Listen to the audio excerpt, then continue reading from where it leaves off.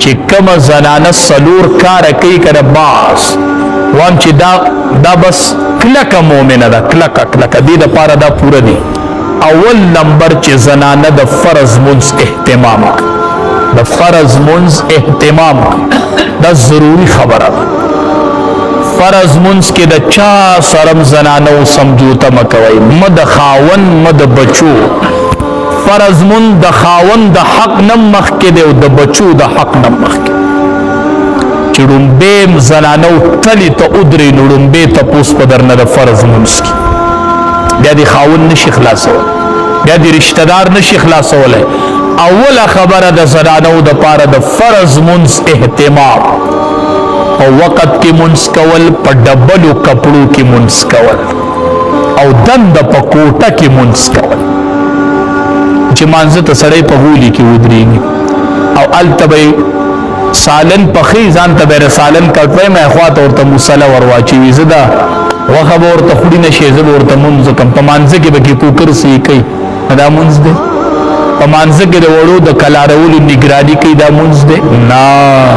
چې د مانځه ټیم شو آزاد اوش باس او د سکو درون لباس واغونده او په کوټه کې په ګوټ کې ودرېږه مونځ د رب سره ملاقات منځ د الله په دربار کې حاضری لګولې وای دا هغه منځ دی چې د ټولو نړومبې به زمانه د دې فرض منځ تپوس په میدان محشر اولنۍ خبره دویمه خبره د زنانه د پاره ضروری خبره هغه د پردې اهتمام چې دې زنانه کې پردې غټ اهتمام په وجود د غیر محرم نظر نه پریږدي په نرو کپړو کې مون نه کیخا چې ولاړه په مانځي او په کوټه کې ودرېده نو چې دوپټی په سر کړي ټول سر یې پکې ښکاري نو دا مونځ کېږي نه مړوندونه ښکاري نو دا مونځ کېږي نه نو درون لباس او د خپل پردې د وجود اهتمام کول دا د خاون په حقونو کې راځي ښه زنانه به د خپل وجود د پردې خیال ساتي دا په د خاون حق دی حق دا د خاون حق ځای کوي چې دا د پردې اهتمام وکړي یو د فرض منځ اهتمام کول او بل د خپل وجود پرده او ستر د دې خیال ساتل دریم د خاون رضا اغستل خاون رضا کول د خاون د رضایي چې خیال ساتي دا زنانه نه د خبر اما توی زه د شپې تهجد کوم زم اول له خاون نه تپوس وکړه چې د تهجد کوم ته خوشاله کته نه خوشاله نه چې د تهجد په ټیم زتا له د خپو چاپی کوم څنګه وای نو که خاون وای چې تهجد مکه او مال چاپی کوو نو دل چاپی شو کړه تهجد په ټیم کې د لخپې مالش تهجد په ټیم کې د لخپې مالش نو د خاون رضا اغستل زکا دا خبره کوم چې د خاون حق لومبې دی د نوافلو نه د خاون حق لومبې دی دا د فقه مسله ده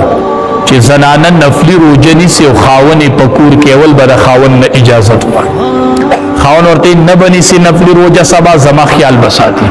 زما خدمت بکای شریعت ورته وای منی سه نفلی روزه د خاون خدمت دا خبره خو په دلیل کو په دلیل په دې بنیاد کومه چې د خزینه به د ټولو نړومبې په میدان محشر کې تفوس کیږي عن صلاتها د فرض منځ تپوس په د ټولو نړومبې د زنانه نه د ټولو نړومبې به د فرض منځ تپوس کیږي چې څنګه د فرض منځ نه فارغ شي بیا تپوس د نوافلو نشته بیا تپوس د نفلی روجو نشته بیا تپوس د تهجد نشتا دویم تپوس دارک د خاون د حق دی اول فرض منځ دی بیا د خاون حق دی نو د خاون حق په نوافل مقدم دی په تهجد مقدم دی په نفلی رجوع باندې د خاون حق د خاون رضا به دویم تپوس پتا نه د خاون د رضا کی زنواب نبی علیہ السلام فرمائی ایما امرأت ماتت وزوجها عنها راض دخلت الجنہ